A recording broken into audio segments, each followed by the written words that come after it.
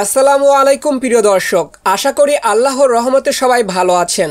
সর্বশেষ পাওয়া তথ্য অনুযায়ী আবহাওয়া অধিদপ্তর জানিয়েছে ফেব্রুয়ারির 7 তারিখ থেকে শীতের তীব্রতা আরও বাড়তে পারে।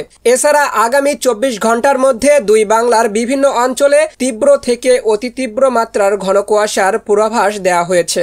আজ ও আগামীকাল দেশের কোন কোন অঞ্চলের আবহাওয়া কেমন থাকতে পারে তা বিস্তারিত জানাবো এই ভিডিওতে, তাই আমাদের সঙ্গেই থাকুন। আপনি কোন জেলা থেকে আমাদের আবহাওয়ার আপডেট দেখছেন তা কমেন্টে জানাতে ভুলবেন না। সবার আগে সঠিক ও নির্ভরযোগ্য আবহাওয়ার তথ্য পেতে আমাদের চ্যানেলটি সাবস্ক্রাইব করে পাশে থাকুন। আজকের আবহাওয়ার সংক্ষিপ্ত আপডেট। সকালের আকাশ ছিল মেঘাচ্ছন্ন, সঙ্গে কিছু স্থানে হালকা বৃষ্টি ও তীব্র ঘন কুয়াশা। মাঘের শেষ ভাগে এসে প্রকৃতি বেশ বৈচিত্র্যময় হয়ে উঠেছে। আবহাওয়া অধিদপ্তর জানিয়েছে আগামী 24 ঘন্টার মধ্যে দেশের বিভিন্ন অঞ্চলে তীব্র থেকে অতি তীব্র মাত্রার ঘন কুয়াশা পড়তে পারে, যা কোথাও কোথাও দুপুর পর্যন্ত স্থায়ী হতে পারে।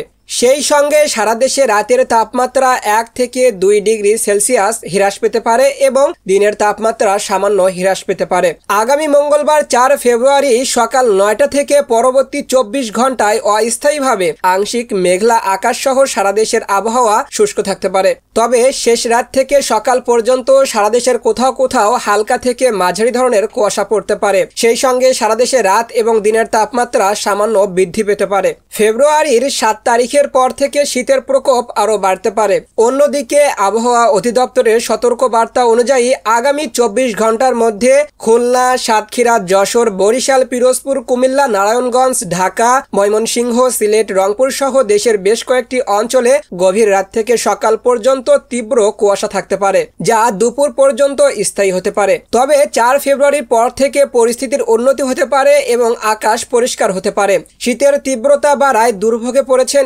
উত্তরের সীমান্তবর্তী জেলা কুড়িগ্রামের হতদরিদ্র ও ছিন্নমূল মানুষ। দিনের তাপমাত্রা কিছুটা বৃদ্ধি পেলেও রাত হতেই নেমে আসছে ঘন কুয়াশা। এতে কষ্টে ভুগছেন জেলার 16 নদ নদী বেষ্টিত 4.5 শতাধিক চরাঞ্চলের মানুষ। সবচেয়ে বেশি বিপাকে পড়েছে শিশু ও বৃদ্ধরা।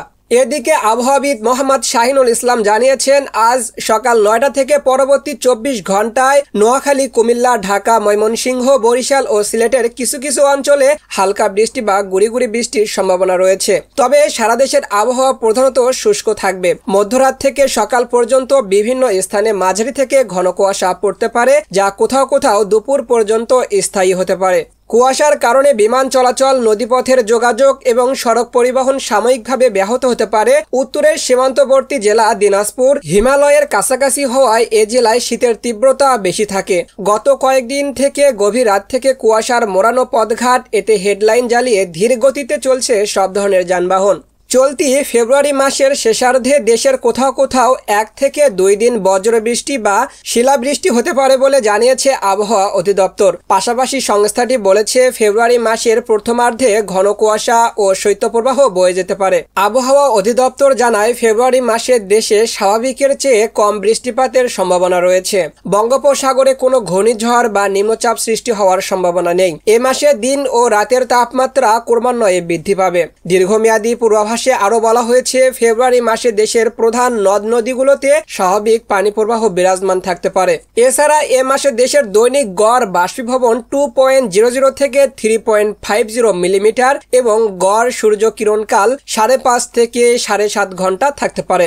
এটাই ছিল আজকের আবহাওয়ার আপডেট। আরও নির্ভরযোগ্য আবহাওয়ার তথ্য পেতে আমাদের চ্যানেলের সঙ্গেই থাকুন। ধন্যবাদ।